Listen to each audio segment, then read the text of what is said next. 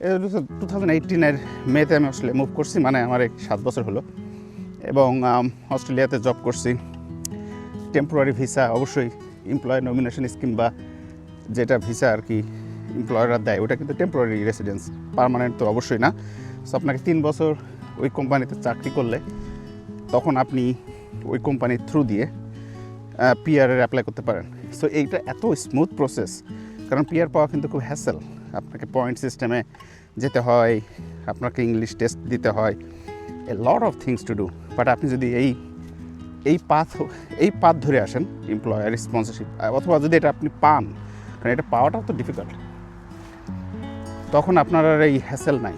আপনি 3 বছর থাকবেন, then you will straight apply to PR and you will get it eventually আমাদের সময় খুব কুইকলি পাওয়া যেত। আমি পাইছিলাম অ্যাপ্লাই করার পরে আমি পাইছি 3 মাসের ভিতরে পিআর।